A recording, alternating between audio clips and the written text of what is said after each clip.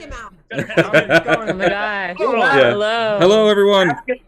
Ask And him look, to oh, sing a Jack. song for us. Welcome to the family, boy. He shows up just in time. All right, well, we're live. Welcome, everyone. I want to say welcome, everyone that's in the viewers and the audience. I hope you have fun in this. This is going to be an awesome experience. We've got most of the cast here, minus a couple that were busy or had to cancel, but this is pretty awesome. The Baker family reunion.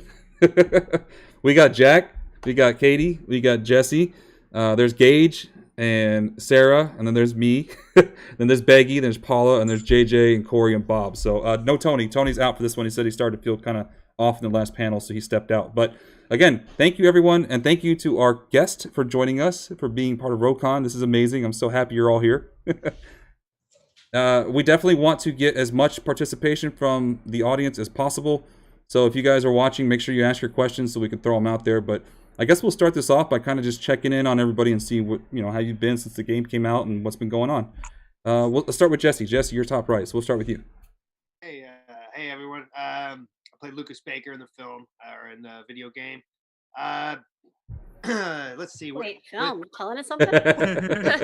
You heard it here first. Yeah, it would be a good movie. Jack is here. No Easter egg in that line, just me mispronouncing what I was saying. But yeah, no, life's been good. I live out in New York City, so I've just been out here since COVID, and we just been out here trying to keep safe, trying to make sure that we stay socially distanced, wearing our masks, really taking it seriously out here, especially because New York got hit really hard. Yeah, it did. It really did. We were right at the forefront of it all, but I feel like despite what may be on the news or whatever, the city's really come together, and I'm still proud to be here. And everything's good. Been working on movies, and as we all know, being alone to work on things, having this time, very precious. And I also got engaged this year. Oh, congratulations! Wow. Congratulations! Hey. My fiance and my dog, right there. Oh, the beautiful family. Everything I need, and then the other dog's in the other room, so probably pop up at some point. But yeah, life's good. Yeah. A lot of silver linings. That's good to hear. I'm glad you're staying safe and healthy out there. I know, like you said, New York got hit really hard, and it was pretty scary there. But I'm glad that you're safe. Your family's safe. Congratulations, and it's good to have you on here. Thank you. Yep. Yeah, thanks for having us. Yeah. Let's jump down to Paula. Paula, how have you been since the game came out? What's been going on in your life? Oh, a lot.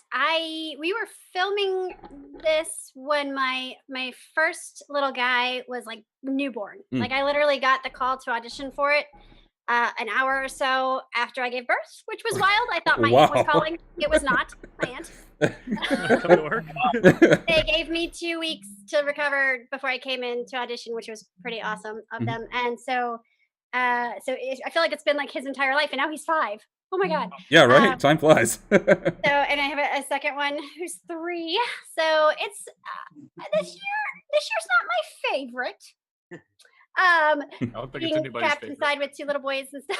Yeah, being locked inside the whole time with them. It's crazy. Learning in LA, but you know what?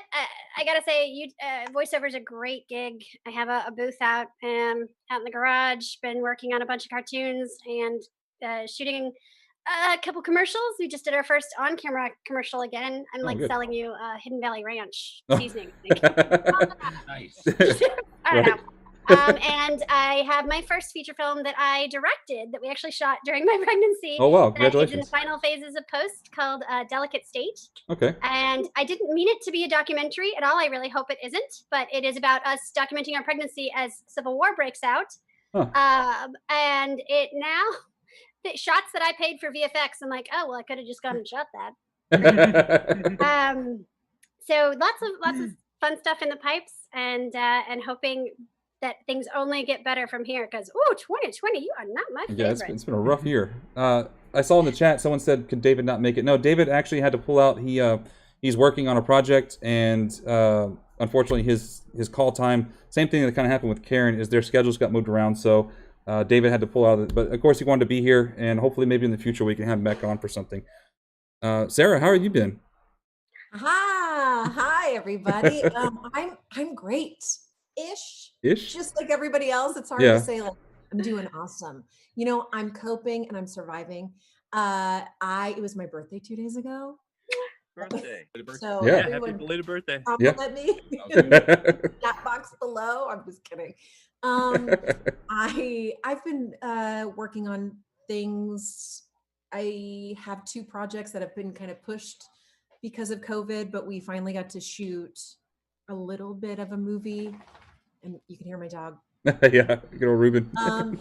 You know, but just same kind of as Paula. I have my voiceover studio setting up in my new house, and really just trying to hustle as much as possible, and you know, continue doing stuff, continue living. That's it. I have a quick recap.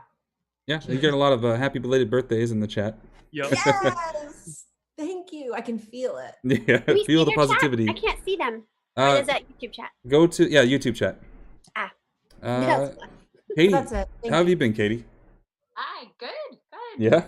I think it kind of fits along with everyone else, just getting through at this Yeah, point. pretty much just surviving.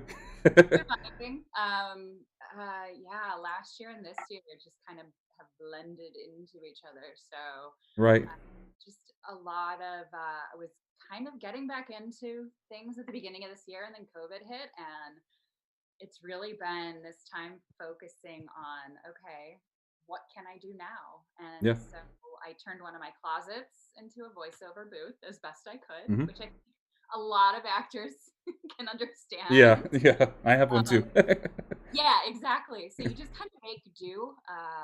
Luckily, you know, lighting setups, and I've had to learn a lot more about the computer than I ever really knew before with live streaming and chatting and Twitch and all these amazing things. Right. So I give props to everybody who does this on a regular basis, because wow, there's a lot to it. There's definitely a lot to it. Other than that, I mean, I'm in LA, so it's really been shut down here. Just been doing as much as I can, auditioning at home, turning things into, and then I've gotten really into yoga. Like that's like all the gyms and everything closed. Yeah, you got to down. start working out at home. Find some good I used workouts. to see you at the gym. Yes, Paula, we went to the same gym. Shout out to the Y. Yeah. But yeah, kind of had to figure out like what can I do to keep my sanity during this time, and besides a lot of wine, yoga was my help. So yoga and acro yoga, and just trying to figure things out and see when this is gonna end. Yeah. But yoga is supposed to be really good for you. It's good for bad backs. I know that. So it is good for bad backs, and I am like anxiety ridden type person, and it has helped me so much during Really? this. That's interesting. Yeah. With like moving and everything, girl. Just like look up yoga breathing. It's stuff that I thought my mind could never calm down enough to do, and now I do it. Wow, cool. I don't feel like I'm gonna pull my hair out. You got to center the chi. I mean, I can only do it for like 5 minutes. Right. Right. Gage, you're down in Mexico. What's going on with you? What's going on in Mexico right now? I want to be Well, first of all, I have survived 1 tropical storm and 2 hurricanes. What's bizarre, and there's another one coming. They haven't had a hurricane in 15 years. I come down here, now we have 3 of them. I wonder what the common denominator is. Yeah, what the hell? Yeah. Well, you're bringing the party. I'm bringing a party. Yeah, so this may or may not be an orange flavored margarita. But anyway. So for me, really, after shooting this and being a part of this, I did a Bible series with a bunch of voices on a Bible series. And then after that, since 2020 hit, I was actually doing a lot of traveling already. I was actually in Ireland when this stuff happened, and they've called me back from Ireland and said Europe is part of the travel ban because Northern Ireland is a part of it. I had to come back, so I was going to celebrate St. Paddy's week in Dublin, Ireland. I was excited about it. That would have been an experience. Yeah. That would have been an awesome experience. Back, and so since that time, I've been doing a lot of those Darman videos. I don't know if anyone knows about the Darman group.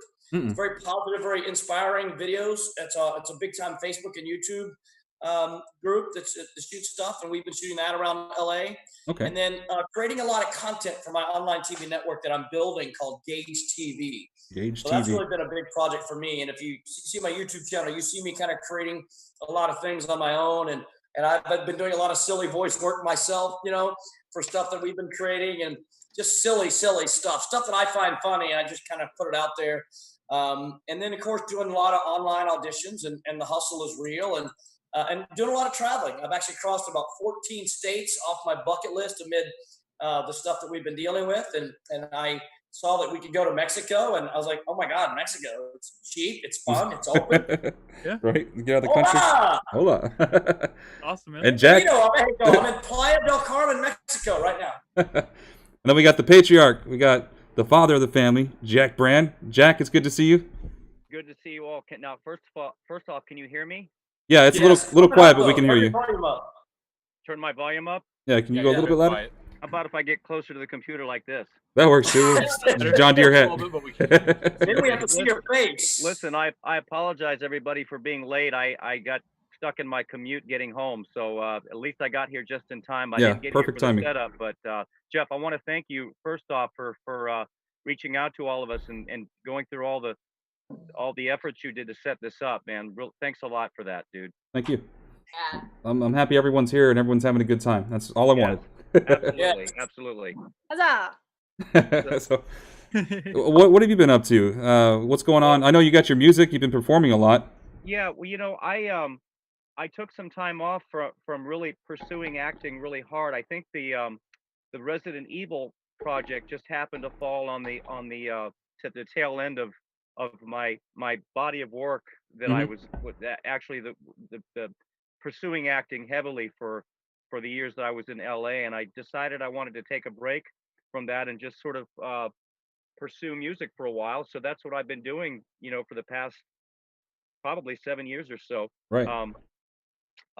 We were, as with most performers of all kinds, we were shut down effectively by the management of the COVID virus. I think March 25th was when we were shut down as far as performing around our LA, Southern California club venues. So since then, I've mostly been doing Facebook Live shows on Fridays and Saturdays, and our band gigs have been trickling in, mostly outdoor events that we've whatever outdoor events we've been able to calendar. But I'm pretty much in the same boat everybody else is. Just trying to I guess spending more time on things that I wasn't able to spend time on before, and enjoying the time to do that, I think, and to be creative and to do a lot of pondering, I suppose. Yeah, it's definitely a time for reflection. Well. Yeah. The Meaning of Life by Jack Brand. Well, by the way, I love your background there, Gage. It's perfect, dude. Yeah. Love it, brother. I didn't even notice. All about presentation, but I got to give Ali and those guys credit. That's the picture they put together of me. So you guys deserve the credit, ROE. Thank you, appreciate man. that. That's JJ's work. It's you, brother. Love it. Thank you. Yeah, it's so good to have all of you here. This is a awesome experience to reunite the Bakers. And I gotta say, RE7 was a very impactful game. I think it kind of showed that Resident Evil was going in a different direction. With what's going to happen with 8, we don't know, but the new RE engine, and then their commitment to getting back to what made Resident Evil good was like the horror element. The survival, the atmosphere, and 7 really set that bar high. And all of your performances really elevated that game to a whole nother level. It was such an amazing experience playing that game. Thank you, Jeff.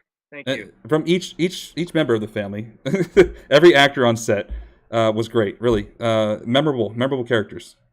I love having people tell me they're scared of me. Oh, you scared the hell out of me the first time when you busted that window before your boss fight. I literally jumped, and I don't jump very often. I'm a horror buff. I love horror stuff, and that one got me. I was like, oh, I love watching the playthroughs of various people from around the world, and like seeing the comments. And I love when they put my character up against like Thanos or Iron Man, or Well, you had the Infinity Gauntlet. Yeah, that's true. The Power Glove. So. Oh, we got. I think they say I could beat up Bruce Lee and Chuck Norris. I think. Well, Chuck Norris never loses, so. Yeah. We got a $20 donation from Gamer Goop. Says, Bakers, I freaking love RE7 and the entire cast. I'm watching this while I finish my last job for the day. This is the best con, hands down. I have just one question. Any village teasers? No village teasers, unfortunately. We haven't we find out when you find out. So, We have one more question on Mephiles the Dark. How did you come up with the idea of making Lucas as one of the most insane characters in the game? I guess mostly for Jesse. Yeah.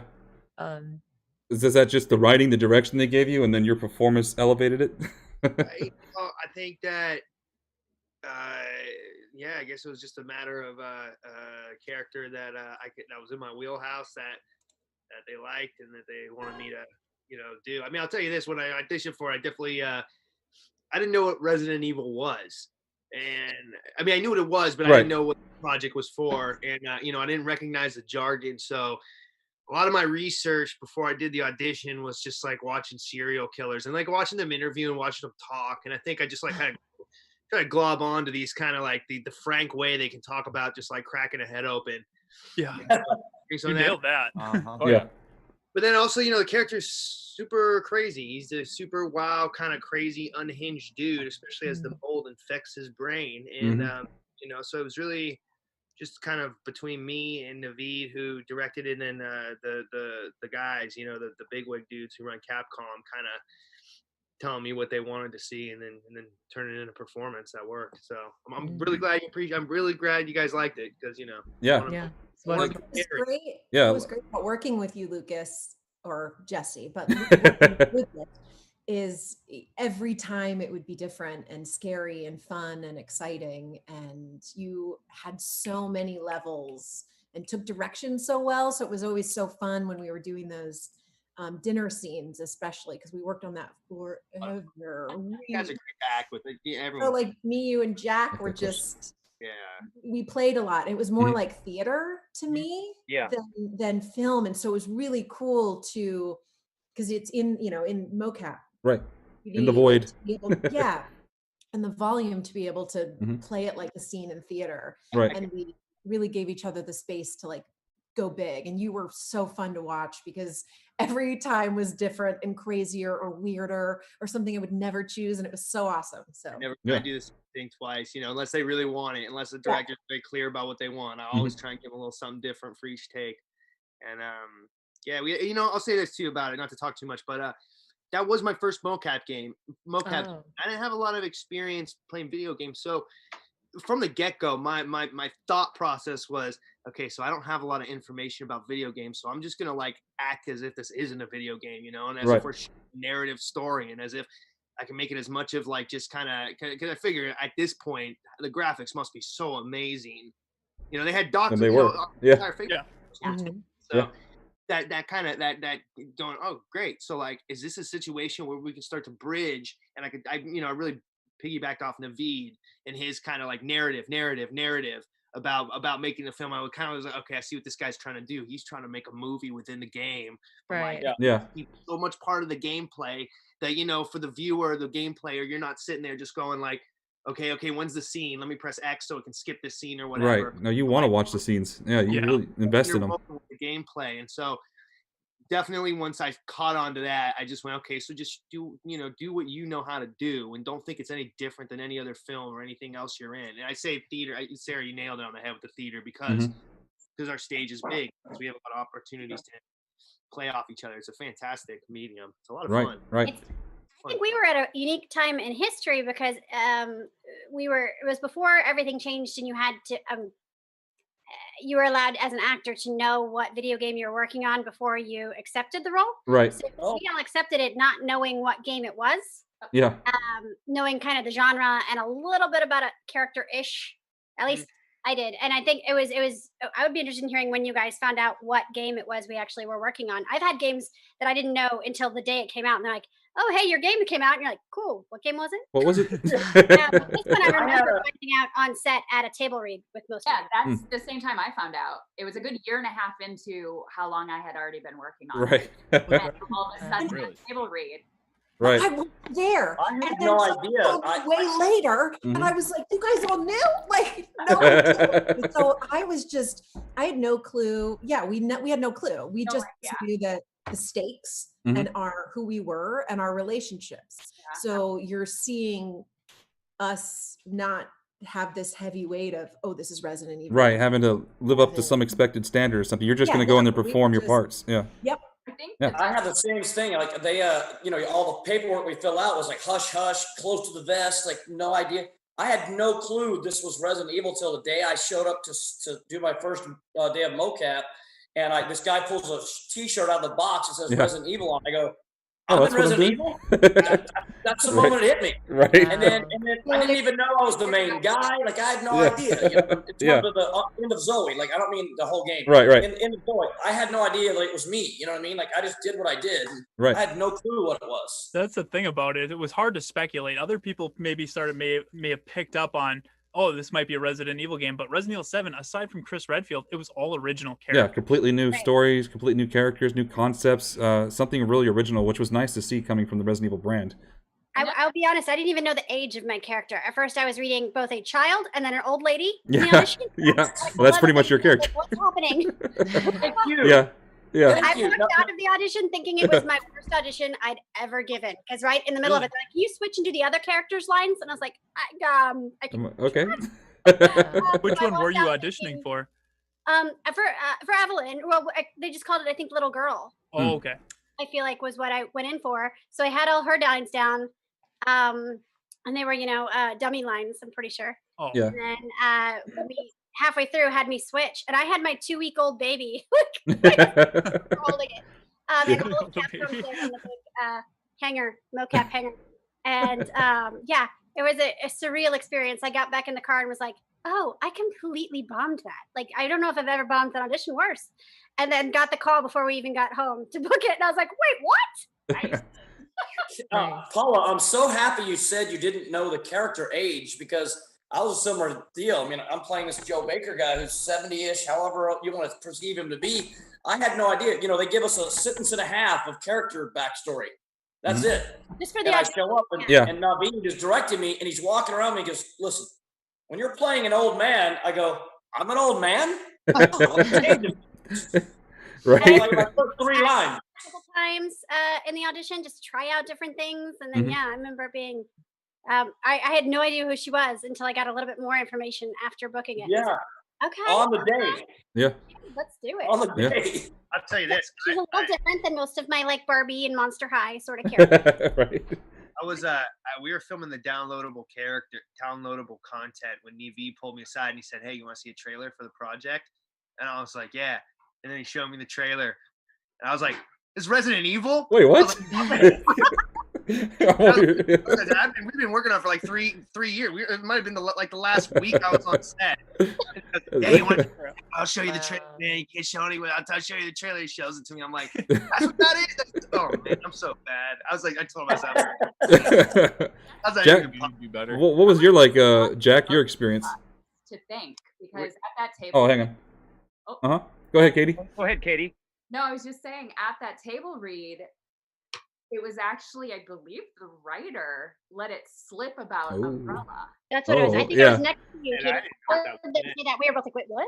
We had no idea. Nobody was talking. And then I believe the writer was giving us a little backstory. And he said, yada, yada, yada, Umbrella Corp. And I think Paul and I were like, wait a minute. Like, why do I guys knew. And then we're like, don't tell Sarah. We'll keep it a secret for another year. Yeah. Right. It's a table. That table read and like the non-disclosures all came out. Like immediately. It was so quick. And that's when I went home. I was just like, what am I a part of? Yeah. This is and that something guy got big. fired. Yeah. I mean, it was just insane. When I got this audition, I was reading for just a possessed woman. They wanted tall, scrawny, like they wanted everything. And I was like, well, I got the height right. I'll see what I can do. And I like doing crazy voices. So when I personally auditioned, they told me I was like possessed. So I was thinking like possession. And I went to the audition and there weren't really any lines. They just brought me in and they said, so go crazy. We kind of want you to move around the space. We want you to make noise. Tape on the floor. Yeah. The huge space. I mean, it was ridiculous. He's like, move over here, maybe do some crawling. And then at one point, Naveed was like in a corner and he's like, start on this end, slowly get to me here. But during that time, scare me. And it's like, All Okay. right. Sure. Let's see Yeah. what happens. So please do that now. No. Yeah. Yeah. I want to be scared. Yeah. It's a whole lot of. Yeah. You got the facial features. You're good at developing those looks and stuff, which is great. It's the control over your muscles in your face is good. Thank you. Thank you very much. Jack, what was your process like when you were getting this part? Well, it seems so long ago for me. I know I went in and I auditioned for more than one part. There were 2 parts that I read for. Mm-hmm. But I felt really good about the. Uh-oh, did we lose him? I felt really Oh, there good he coming is. out of it. What's that? Oh, you froze for just a second. Oh, You're back. Yeah. But it seemed like I remember getting the call. It seemed like I auditioned for it, and then I got the call, the offer for the role quite a long time. It seemed like a year or so after I auditioned for it. So I'm not sure. I'm not sure what was going on behind the scenes to make it happen that way. But I do recall auditioning for and reading for several characters, and not hearing from the production for it seemed like months and months after I read. Mm-hmm. I don't know if anybody had that same experience or not, but that was mine from what I can recall. The Baker family is they themselves are just as important as the main character. I think they all serve their own purpose to make the story that much better. And I could see that, casting the Baker family was probably the priority. Like, we need to get the right people to bring the right scares, bring the right presentation we want for these characters. So yeah, I could see that. They probably were casting you way before the rest.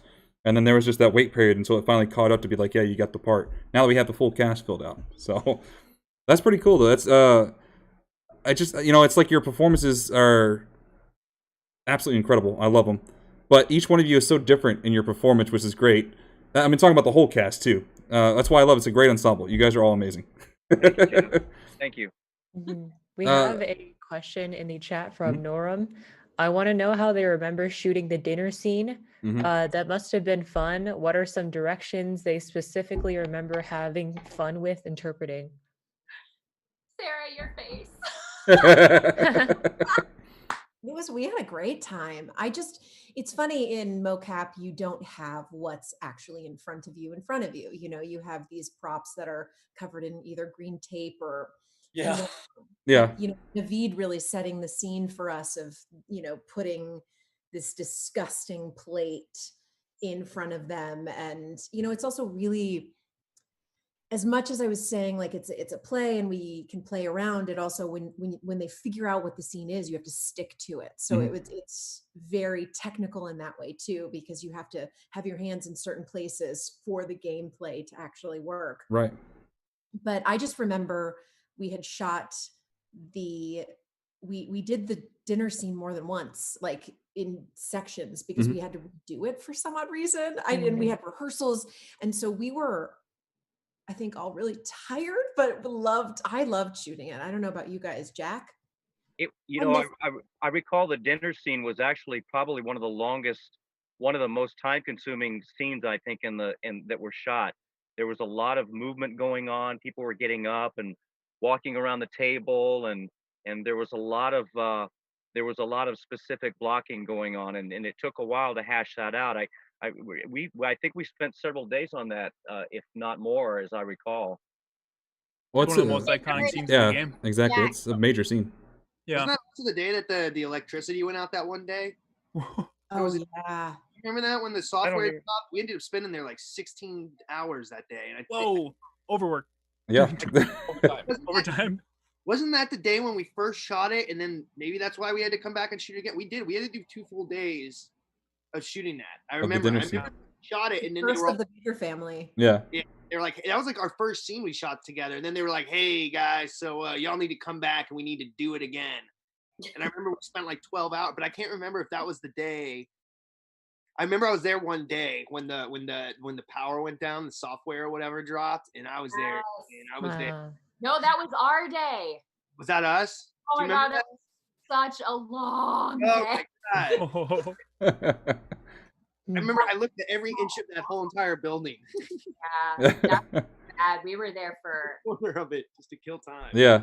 That was pretty crazy. There was a lot of sitting around, like, hopefully it comes back online. Like, and it was towards the end. Yeah, no, we were there until like 10 or 11 at night, if I remember correctly. But you know what? To be honest, this place is where we shoot them. For anyone, you know, any of these people watching, it's just they're these huge, cool sound stages. You know what I mean? And you got like 360. There's just so much stuff to look at. Right. It's cool to be engaged in it. And then also watching all these guys, you know, running around, these software developers and these video game guys. I mean, just the brilliance that comes out of it. You're just like, whoa, man! Like I'm just like a cog in all of this thing. Right. We are meat puppets. Yeah. Right. Yep. It's cool. I made so many good friends too, behind the scenes. Yeah. Everyone that it was just they're so passionate. You know, I think it's really what it comes down to. People that make these games are so passionate, care so much that you're just, oh, right on, man. This is gonna be a lot of fun. I'm in good company. I have a question. Yeah. For the other people, I remember Jack and I in an ADR session back when, so you do some in the studio in the volume with the motion capture, and then some in an ADR session. What does ADR stand for? Audio digital recording. Oh, Yeah. yes. Yeah. So voiceover. But I had never done anything where they were like, okay, your character is now a demon who's like turning, her legs are coming out, she's shooting bugs out of her stomach, and I wanted to be screaming like these guttural, you are not a human being anymore, you are this creature. And I remember, I think either Jack or I were first, but I was like, I'm losing my voice, and I was getting like migraine headaches where you just scream and I have to like turn away from them, and I was getting these cold compresses because I've never taken my voice or body to those places before. Very common voice. Dangerous. So yeah, I don't know if you guys had that experience with this too, going into those demon places too, because ooh, that hurts. I was like, we need a couple days off in between because I need to recover. Yeah. They actually split up my days. For my ADR like call days, it literally would say on it regular Mia and crazy Mia. I would have specific days, so because crazy Mia was like, okay, everything you did yesterday is normal Mia, we're now going to do that all again as crazy Mia. So like, it has to be to an extreme. So yeah, there were definitely days of lost voices, and I was having deja vu stuff because within a couple of weeks, I feel like it was really close together, but again, mom brain in the early phases at that point. So I was doing both like boss battle Evelyn stuff, and I was doing what is it called, performance capture. So I was doing the like work and lip sync, but not the voice work for a boss battle in The Evil Within too at the same time. And I thought it was Katie. I thought you were voicing her, but she wasn't. But I kept hearing her voice and having to lip sync it. I was like, I'm pretty sure this is Katie. But doing the like monsters for that too. And I was like, am I turning into the scary monster lady child? Which I was oddly okay with. Yeah. Yeah, it's a weird job we have where we're like, okay, cool. Yeah, now I'm eating him. Okay, cool. We can do that. I had a similar situation where, because I'm doing this guttural Louisiana Cajun accent as Joe, right? And like really, really deep. It's always like sustainable, kind of keeping that guttural voice and volume level going. I ran out of juice a couple times, and I had when I got to the ADR, I actually had in my booth, I had a throat coat. I had hot tea. I had lemons and honey and citrus. I mean, literally, like I had 5 or 7. I had orange juice. I had everything I could possibly have all at one time. Right. I keep my voice sustained, and you could see it in there, like in that big booth the sound recording booth I was in, and just to try and keep some semblance of a voice. And I ran out a couple times. Yeah. You know, Albert Wesker was wanting to ask Gage, how did you get the part of Joe Baker? And because we've got that DLC after the game came out, how long did you have to keep it a secret for? Okay, yeah. So I have a similar story to Jack Brand's story in that I auditioned, and I just, you know, as all of us as actors, we just audition and forget about it. Like I got a referral to go and do the audition. And they gave me a page and a paragraph and a half maybe of character information. And I went in and went over to a House of Moves over in El Segundo, big, giant, huge space, and then just one piece of tape on the ground, and said, "Okay, go over here. Here's what we're gonna do. You're gonna play this crazy gator guy." And my name was I actually had an Asian name. It was Joe Harawata at first. So I don't even know what that is, Yeah. And so and kind of like Jesse, like I had never done motion capture before in video games. So I just did what, and they said, "You're a crazy gator hunter in Louisiana." And I know that guy because I'm from Texas, and I've met gator hunters in Louisiana. Like I've been to the swamps of Louisiana. I've been to the Atchafalaya Basin, and I've seen the swamps and all the moss and the snakes and the alligator. Like I know this guy. Yeah. So like I just created this, and then it was a fun voice that I got from. I got a tattoo on Bourbon Street when I was just post college. That's what you do. You get a little intoxicated, and you decide, let's put some permanent ink on our body. That's what you do. Yeah. And so, and I went in and I met this obnoxious guy that had a shirt on like this, a Hawaiian shirt, and he had a big old gator on his chest. And it looked like a Florida Gator. And I go, "Oh, you're a Florida Gator fan." They were playing it was a Florida Gators versus Florida State Seminoles. They were playing in the Sugar Bowl in Louisiana, New Orleans. And I go, "Oh, you're a Gator fan." He goes, "That ain't no Florida Gator. That's a swamp gator." And I went, "Okay." Thank you very much. Yep. And there's your character. That voice is what stuck in my head. So I used that voice, flash forward like 9 years. I get the audition for Joe Baker. I go in, and that's the voice that I do, this crazy dude in the tattoo parlor. And that's me doing that's how the Joe Baker character came. And I mixed in some mannerisms from my brother who has a speech impediment. This is really off the beaten path. He has a speech impediment. So I mixed in a Cajun accent from the dude from the tattoo parlor with my brother with the speech impediment. And that's how I came up with the accent that I do as Joe Baker. That's kind of how I got it. And like Joe Brand, like I did the audition, completely forgot about it. And like 6 months later, they called me, "Hey, we loved your performance. We'd love you to play the role of Joe Harawata." And I was like, "Great." Whatever that means. Yeah. Yeah. Well, speaking about voices, Paula, you said like Monster High and things like that. Is it a child's voice naturally come to you? Because you've got a high octave in your voice as it is. I have had to come to that conclusion that yes, I sound like a child and an animal, despite being a full-grown human. But yes, I do a number of kids' voices. Yeah, I just capitalize on it now. So yeah, you can hear me in all sorts of Doc McStuffins and boys and girls and. It's funny to go from kid shows to Resident Evil. Yeah. And yeah, lots of kids and teens. And Marguerite, the voice, where'd you get that from, Sarah? You said it was like you got inspiration from someone. I remember when we talked, it was like a piece of some inspiration from somewhere. Kathy Bates from Misery. That's right, yeah. Oh, yeah. Yeah, I can totally see that. Because she's got that sweetness and then just was monster, just crazy. So that's kind of where I got. Did you bring your Z Nation character into this one? Yes. Bye, girl. Actually, in Resident Evil 7, real quick onto what you're talking about there, Sarah, there was that DLC that was very much just like Misery. 100%. Yeah. So fun. And you did that before the DLC, so you like already knew where the character was going. Exactly. That's cool. Yeah, it was so cool. What was fun too, I don't know if anyone else, but they kind of, especially when Marguerite was going crazy, they kind of let me improvise my swear words. Yeah. Yes. Some of the really weird ones that people love. It's just the word vomit that was just coming out of my mouth. It's so fun to swear at people. You're a great babysitter. Yeah. Babysitter. I teach them all the horrible things. And Jack, how did you find your voice to bring Jack Baker to life? Because you have like the most recognizable line with "Welcome to the Family, Son." I mean, that's everybody knows it.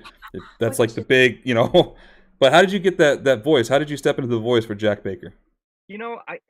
I think it just developed as we were working, as we were rehearsing. I know we had actually, as I recall, we had a dialect. The production had a dialect coach come in to help us out because we were where this event took place was, it was in, as everybody knows, it was in the New Orleans, sort of that area of the South. Yeah, And Louisiana so swamp. what was it?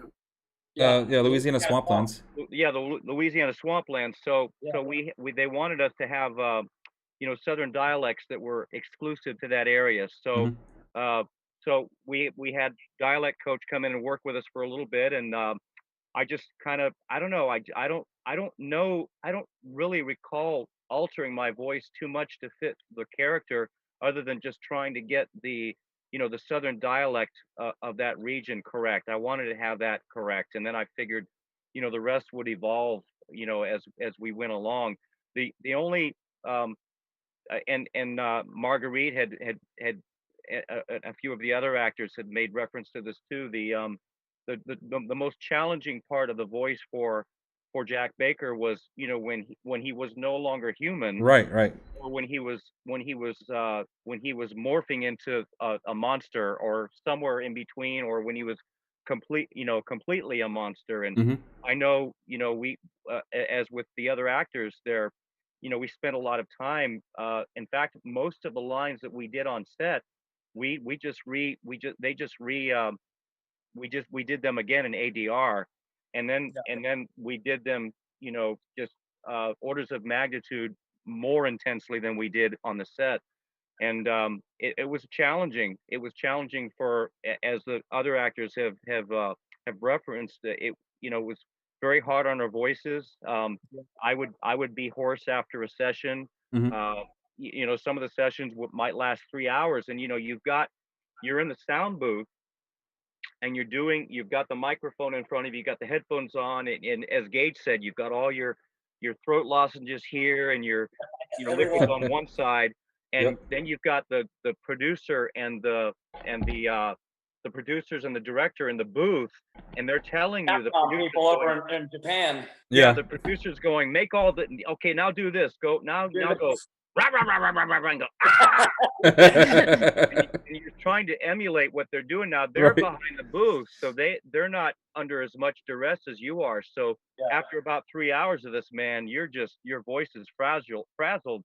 And I know it was a challenge for me at the time, because my band was working 3, 4, 4 or 5 nights a week, so I needed my voice as a vocalist. But that was the most challenging part, as I mentioned, was just the really hard guttural sounds and the noises that we would have to produce as becoming not human, and being the monsters that we eventually morphed into. Right. I want to hear, what's your band name, Jack? Yeah. Oh, well, the band's name is J Circle Riders. And we perform at least we did perform. Well, we still do, but the gigs are trickling in on a lot of venues around Southern California, Los Angeles, or South Orange County, North Orange County, pretty much all over the place, out in the desert. But at the time, like as I mentioned, we've worked sometimes 4 or 5 days a week, sometimes 2 gigs in a day. Wow. But while the band's sort of on hiatus, I've also been releasing my own work. I've got a single that I'm releasing that comes out actually tomorrow. Oh, cool. So I'm trying to release my own material as well, as well as earn a living from the band. Are you on SoundCloud? I know we could find you on YouTube, but do you have a SoundCloud account or something like that? I do. You can find me on SoundCloud. You can also find my releases on Spotify. You can find me. Stream me on Spotify. I'm on iTunes. Just about any of the music, the music retailers, you can find my material on. Bandcamp, especially if you go to Jack Brand on Bandcamp. If your listeners want to, any of the fans want to reach out to me, through YouTube, my YouTube channel, or my Facebook, you can find me on Facebook. Everybody's perfectly, feel free to do that. Well, your cover for If We Make It Through December, for a couple years ago when we did the Baker family Christmas special. That, yes. That was it was an awesome cover. I loved it. It was beautiful, well performed, and it fits so well in that special. It was like a good breakup because we had Marguerite's character and Lucas's character arguing in the beginning, which you two had. I don't know if you ever knew that I did that. I took both of your clips and combined them. Because I want to hear it. yeah, Right? Sarah, it's the best Christmas special ever. You yell at Lucas randomly in the video or the one you sent me. You would just yell at him randomly. So I took Jesse's clips of him singing his messed up Christmas songs and put it in the background, and it sounded like he's annoying you, and then you yell at him. And then it goes to like Jack, you playing the song. It was a nice, really because I think I introduced it as Giselle or Zoe's favorite song that her daddy Jack plays every Christmas. I think I recall you did that. Yeah. Jeff, now that compilation that you produced, it's still on YouTube, right? Yep, it's on our channel. I'm posting a link to it right now. Yeah, please send a link for that. That'd be great. That was a lot of fun. And then I have a question, I guess, for some of my other actors, and I know some of you have various degrees of experience doing other games, especially ones via Capcom or other game companies where the first version comes out in Japan and the next version is in English. Have you found it? It's surreal and kind of amazing to be in the booth, especially the ADR booth, and be getting so you'll see a clip playing and you'll have the lines in front of you, and then you get so you give it a whirl, you first take, and then they'll have the sound off and they'll be talking amongst each other and come on back on and back. Okay, hold on, we're gonna translate, and you have to wait a few minutes because they're also translating to the because you sort of have two directors in a way.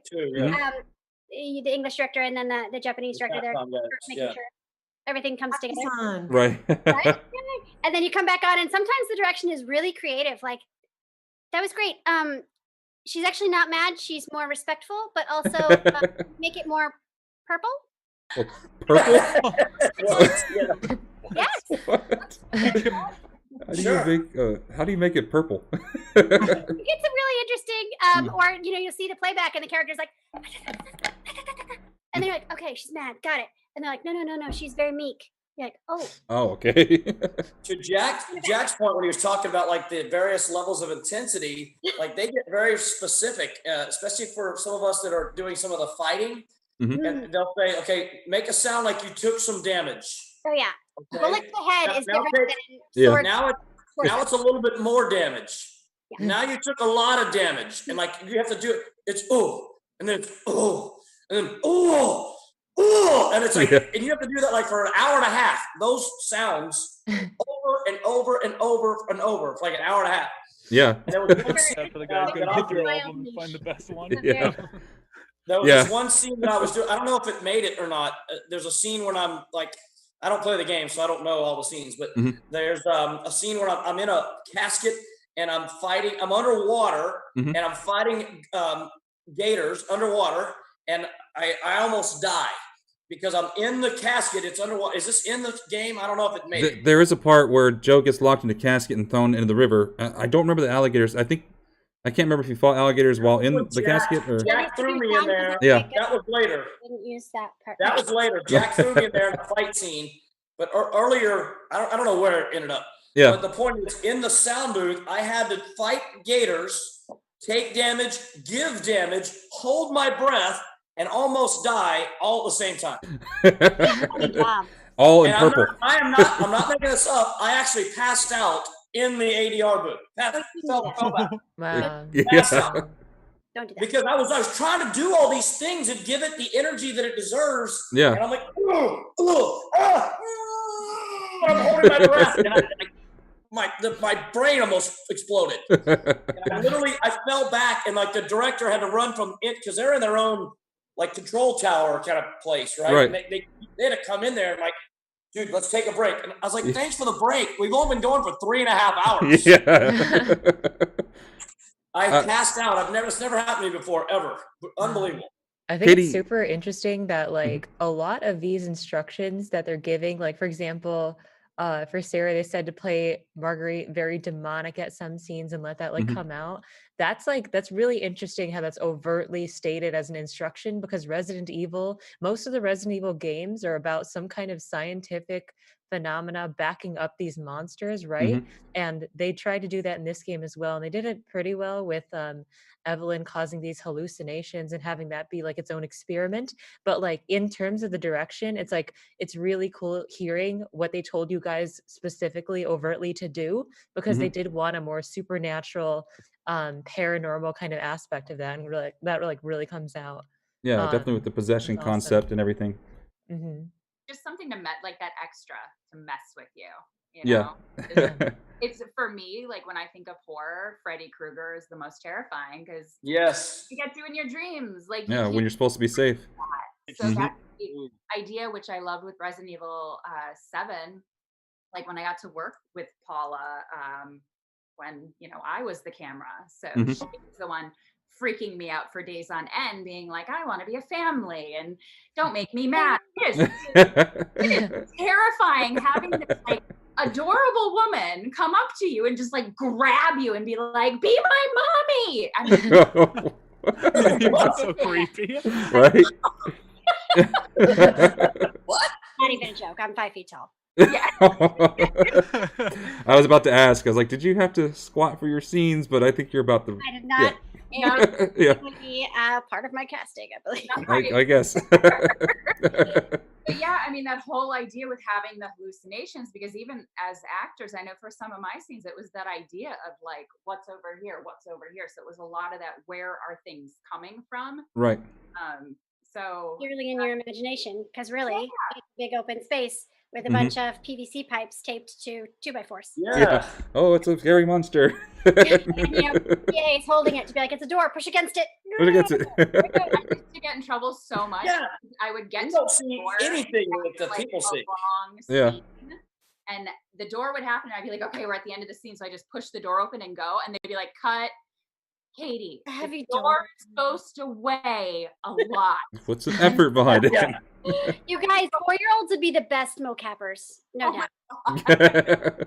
There's no middle ground with them. It's either nothing or everything. Yeah, definitely the hardest part was realizing, your PVC piping with your little tennis ball on the end was supposed to weigh like 50 pounds, and you're not supposed to be able to just fling things open. Right. Yeah. We got a super chat from Adon Molina. $20 says, Gage, we still them boys, but hook 'em horns. How about the Red River shootout this year? Great gameplay. I know. Football. I think we took it. I don't know, but Oklahoma's not doing too well, right? They're not gonna be. Yes, they lost their first two. We're gonna recover. It's okay. Spencer Rattler's on track. He'll be just fine. What about Lincoln Riley? Is he gonna leave at the end of the season?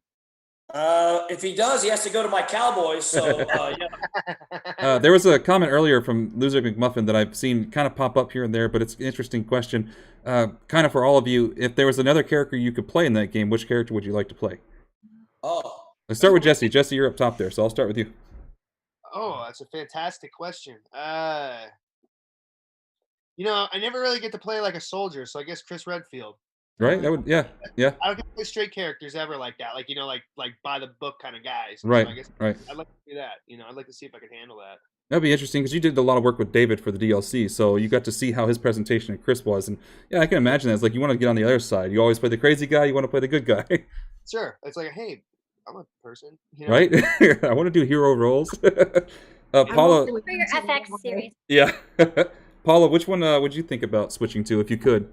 You know what? Vocally, I'd probably be the easiest shift to maybe like a Zoe, but I feel like if I were to choose, like, where do I want? I think it would be badass to Chris Redfield it up. Why not have a short as an agent? And you know what? Maybe it's a little funny too. And then she'll kill you for laughing. Yeah. Sarah? Christine Redfield. Christine Redfield, yeah.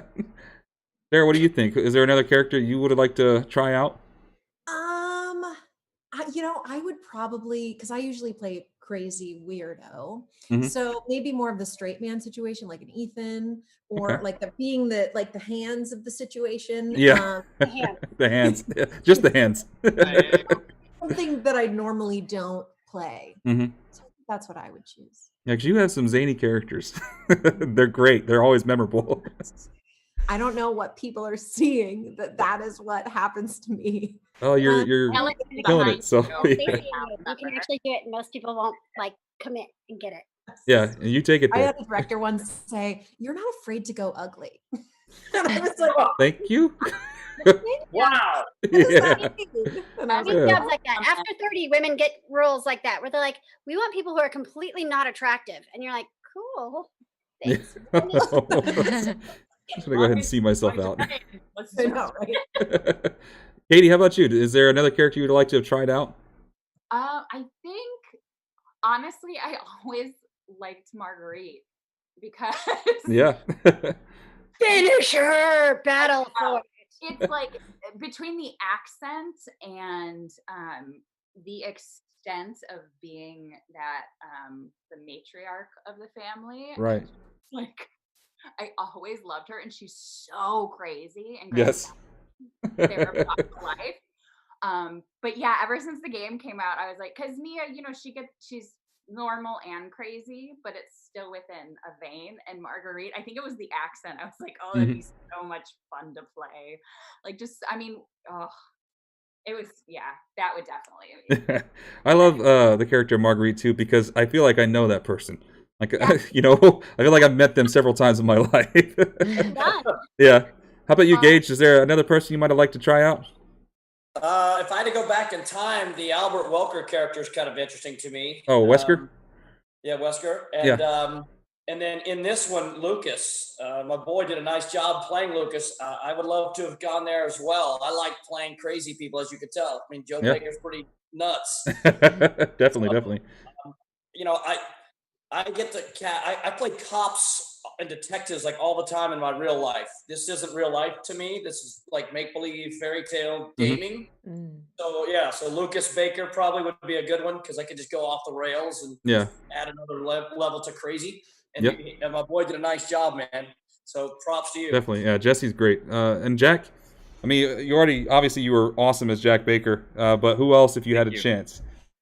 Well, Jack Baker would have been my first choice of all, but if I had a second runner-up for me, I think one of the other guys mentioned the Chris Redfield. I think I would have liked to have played maybe a straight person. I would have had a good time with that role. Oh, cool. Yeah, there's a lot of. It's funny. It's Chris Redfield is a lot of for being an added-on thing for DLC that was really unexpected.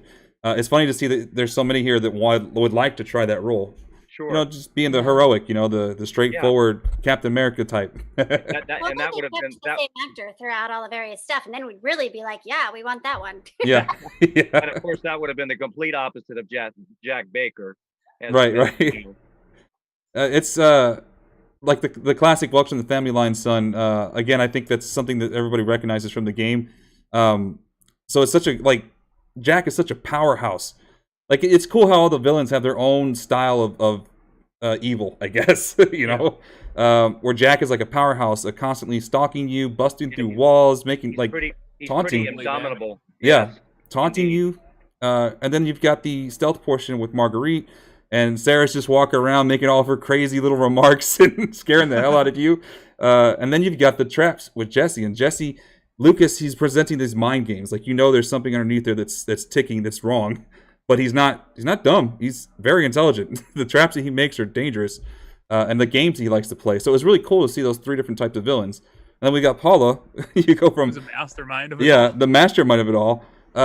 Did you actually have the mocap as old Evelyn? Like, just sit there in a chair? A different lady do the old stuff before I even was cast. Oh, really? Huh. Because they needed her for some scenes, just to mostly not do the stunty at all. Not that I did much stunts at all. Right. But yeah, and then I came on toward the very end of this one. Yeah, the whole mastermind of the thing. And then we've got Katie, who's the one we're supposed to save that's trying to kill you the whole time. And flipping a switch like that. The scene where you climb up the stairs from the basement is terrifying. It's great, especially in VR. And then the last one is, of course, and the Gage is the only one who's not the bad guy in this one. Right, yeah, so that's true. This is all bad guys. Yeah, and then you got Gage, you got Joe down there. So, but yeah, definitely gotta have a hero here with all the villains. Yep. Yeah, looks like we have another $5 super chat from Kyle, and this is another question for kind of like everyone. Any advice for getting into voice acting? Yeah, I do see that one. Any tips?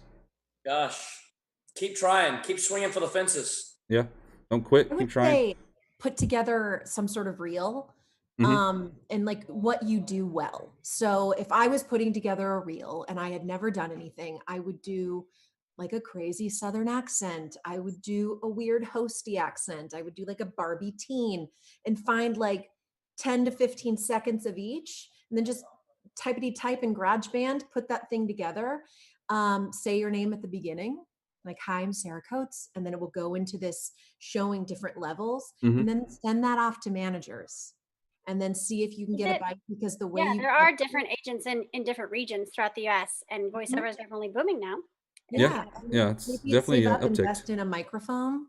Right. There's a good book called Voiceover for the Voice Actor that Tara Platt and Yuri Lowenthal are some of the best humans on earth, but also some of the top voice talent out there. He's just like Spider-Man in Spider-Man. And she's in a bajillion things. They put that out, and that has a lot of like how to maybe just like beginning test the water stuff. I point people towards sometimes. But you know, there's a lot of voiceover communities on Facebook and sites to get you started if you're just interested in really giving it a whirl. But the first step is just trying out different characters, make a list of all the different voices you can do, whether that's crazy Cajun or sweet child or whatever, demented trick-or-treater. I don't know. Right. Whatever you got. Yep. Practice, find your range. There's plenty of videos to watch to kind of give you some tips on how to get into it and how to develop your voices, basically. So your characters that you can walk into an audition, or you have on a demo reel that you could send out and be like, I know I'm comfortable with these. Let's see what we can get, basically.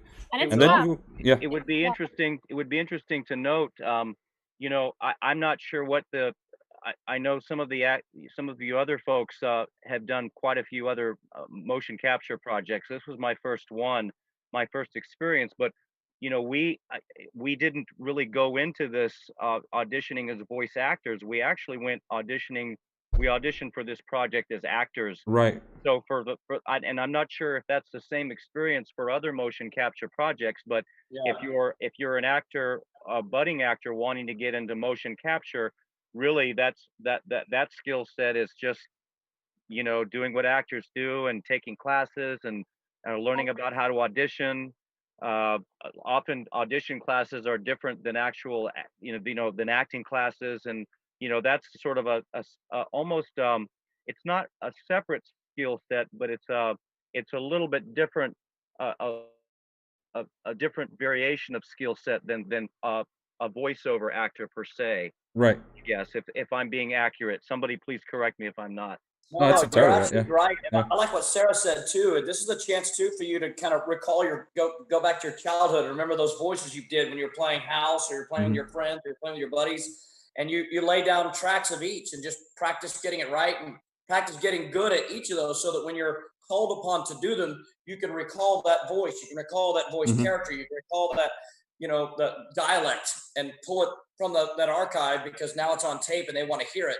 Right. Because you sent the demo out. So that's combining Jack's thoughts and Sarah's, I think is pretty good advice. Right. And it's also key to know that there is a difference between the voice acting and the motion capture world.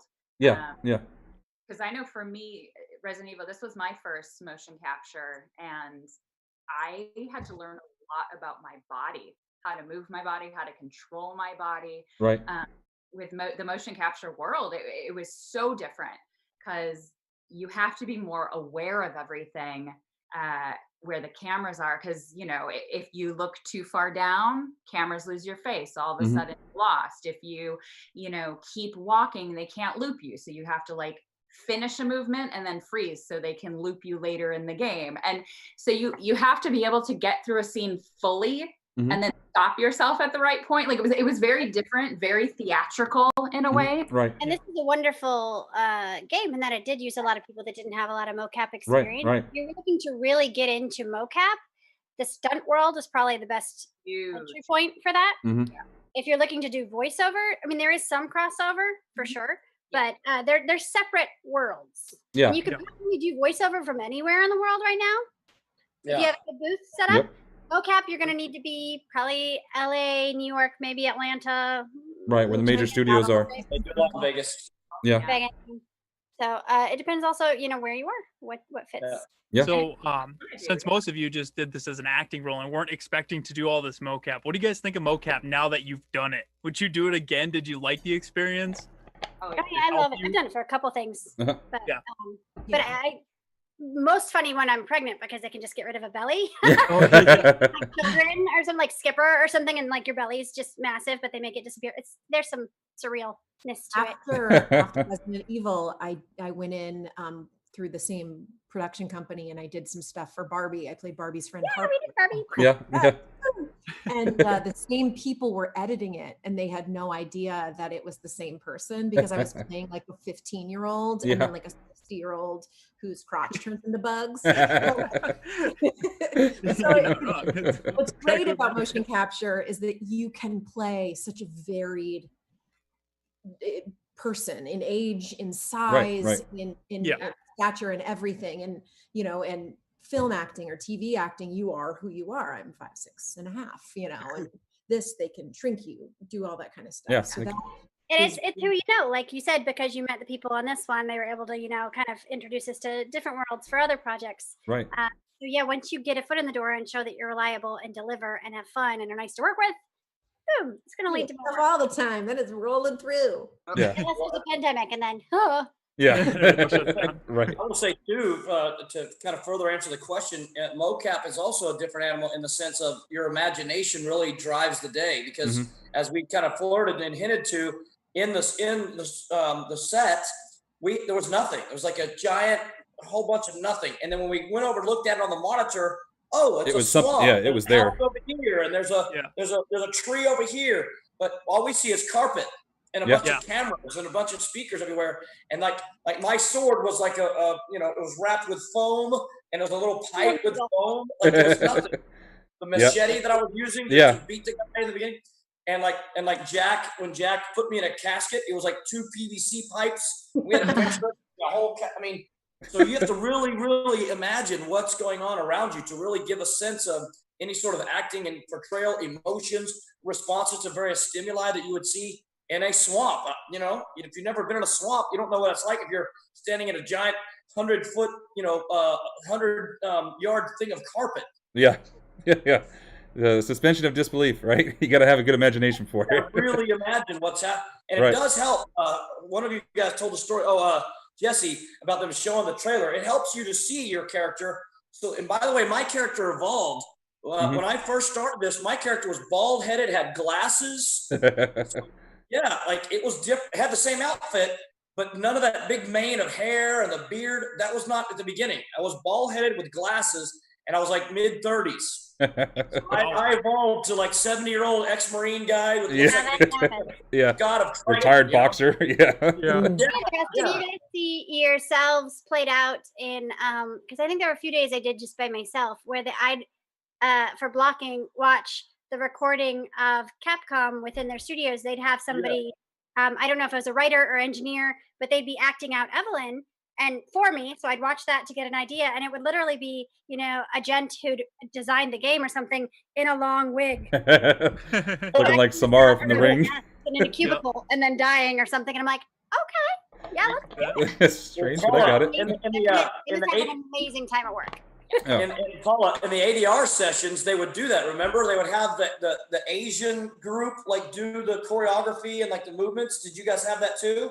Or like you would see the Japanese version being acted out in Japanese, and then we would have to do it in English. So you're actually seeing the scene being played out with the suits and stuff on. And it's funny them trying to do our lines, but it's in Japanese. Right. Yeah, so that's where every now and then, like various, not this game. This game actually had amazing translation team who were so good and fast and on it. I've been on other games where there's quite a delay, where you might be sitting there for 5 minutes while they try to communicate what they want between the teams and to get that to you. And sometimes what comes through in one version for a country is not at all what the American audience. And so they're like, oh, that didn't work. Yeah, definitely. Like she's not actually trying to seduce him, even though she's undulating or whatever is happening here with these things. Yeah, she's that's actually true. We're kind of reaching the end of the time limit here for the panel. So there's one question that I want to present to all of you before we do our closeout and everything. This comes from Uchihira Helena. It's €5. Says, do you guys have a favorite line from either your own or someone else's character in the game? We'll start with Jesse up top. Oh man. If you remember, it's been a while too. I mean, I don't know. Want us to come back to you? Yeah, could you actually? Yeah. Where's my phone for Google? Let me find some of the popular lines. I had an autograph signing today, and the person wanted me to say a line that I forgot I said, and there's a bunch of swears in it. Okay. You're allowed to. Yeah, go for it. So it's something like, "Fucking shitcock, get over here." You just slip into it like it's nothing. Get over here. So Yeah. I really enjoyed just swearing. I don't think that was written. I think it wasn't from Barbie. It wasn't from Barbie. That's not from Barbie.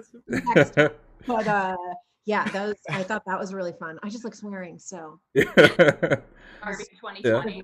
Yeah. Right. Woke now. Oh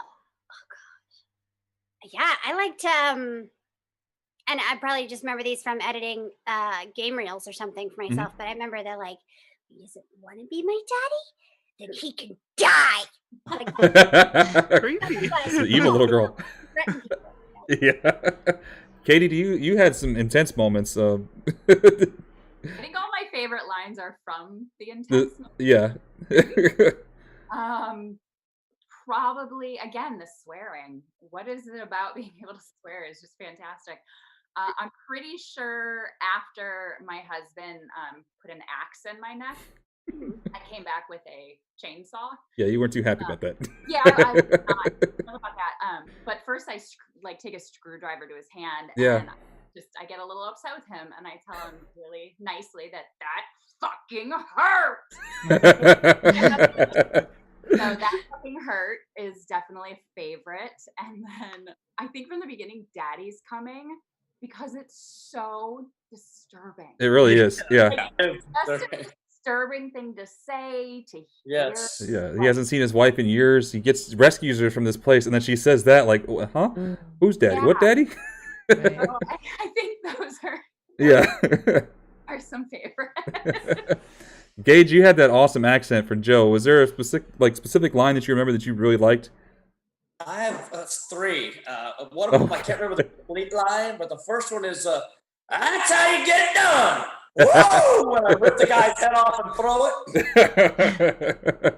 That's one of my favorites. And then another is when I'm fighting Jack at the end, I say, this is farewell to the family, brother. And I give him a big punch in the face, his eyeball comes flying out. Yeah. And then it's another one to Jack, and I don't remember the entire line. Something about, you were my brother, but don't mean I can't still kick your ass. Yeah. I don't remember the whole line, but it's something along that nature. Right. I like them. I'm having fun with that Creole accent. Yeah, definitely. And what about you, Jack? Besides the most iconic line, which a lot of people are asking if you would say it, the welcome to the family, son. Welcome to the family, son. Perfect. Oh, I love it. It's so awesome. Seriously, that is the only line I remember. If any of your fans out there would like to remind me of some of my lines, I will try to reproduce those lines for them here and now. Okay. Let's see it, chat. You got a few? I'm going to make the same offering. Well, while we're waiting for them to put in their responses, I want to kind of go around and let everybody take a moment to give their thanks and plug social media so people can follow you. Let them know what's going on if you're taking part with Streamly, where they can go see all that. So that way you can kind of build your presence up and get enough people over there to get these autographs and stuff and get some more support on your social media. So, Jesse, you want to take the first one? Yeah, thank you guys for checking us out. The Resident Evil is a gift that keeps on giving because of all the fans and all the people that love to be a part of it. And you can follow me. My Instagram is right under there, Piemental.Jesse. And then I'm over at Streamly. There's a couple of photos. You can get me the autograph if you like. So yeah, come check it out. And thanks again for having me. Awesome. Paula? Woo! Well, mine starts right after this, in like 10 minutes or so. Yeah, we gotta get moving. I timed it well, guys. Mhm. I know these things. At Paula_Rhodes on Instagram, I'll do it live, or you can check out streamily.com/Paula Rhodes, and I have some fun Evelyn prints and some Oh yeah, you got the pins. pens if you want. It's just a few of those, but yeah, come get them. We'll sign. We'll say hi. Sarah or Katie or anybody, jump on and keep me company, because goodness knows I will run out of things. But this has been fun. I've been so thankful for you guys for putting this together. It's so wonderful to connect to fans. I hope we get to do it in person next year. And thank you for watching and playing. Yeah, thank you. Sarah? I had my signing earlier today. Paula, thankfully, and Katie were both like jumping, chatting with me, because sitting there alone is like my worst nightmare. If we were live or people were around, I would love every second of it. Right. But sitting alone, staring at a thing, trying to come up with things to say, I know I go into weird places. So thank you for helping. But I think right there it says @Scotsy. That's my Instagram. And I'm still up on Streamily. And if you want an autograph, I'll make you a personalized video to go with it of me signing it, because I don't have any more live ones. So if you buy one, I'll make you a little video that you can play for the rest of your life. There you go. And I think Katie will tell you, but I'm going to pop on hers tomorrow, probably. Oh, okay, cool. Yeah, go hang out. And speaking of Katie. Sure. Yeah, just thank you guys so much. Like Jesse was saying, this game has been such a blessing. You know, it honestly was my dream job. I got to meld theater and acting. I got to meet these amazing people who, you know, I've stayed connected with for years, which is just beyond incredible when it comes to different projects. Sometimes you just never see people again. And this has been a really cool group, a great crew to hang with. And I'm blown away by the fans. I'm so blown away by the people who are a part of this, the people playing the game, wanting to know about it, wanting to talk to us. I just feel honored and very grateful to be a part of it. And just bringing to life a character that people enjoyed is beyond amazing. Yep. So yeah, I did a signing earlier today, but I'm going to be doing a Halloween one tomorrow. It is my favorite time of year. So, I will be in my Halloween costume. I hope people will come join me. It's at KDOAX. And like Sarah said, I'm going to pop her on. If anybody else wants to come on, I'll be in costume. I'm hoping other people will dress up. And I'm going to be pulling people on live to the stream to ask questions and show me their costumes. So Awesome. yeah, KDOAX, or go to streamily.com/KDOHagen. Get your prints and all that jazz. So thank you guys again. You're an amazing group of people. Thank you. Fans, family, all of it. Amazing. And how about you, Gage? Yeah, I want to also thank you, Allie, and residents of Evil, for the ongoing support you guys have provided me and this organization, this group of people. Thanks for doing this. Thanks for putting it together. In terms of finding me, please go to my Instagram, follow me there, at Gage Maverik, no C in Maverik on Instagram. I would really, truly appreciate your support on my YouTube channel. It's youtube.com/Gage Maverik -Gage TV Network. If you guys could post that somewhere so people could click on it, please subscribe, please like, please share. I really would love to get those viewers up and followers.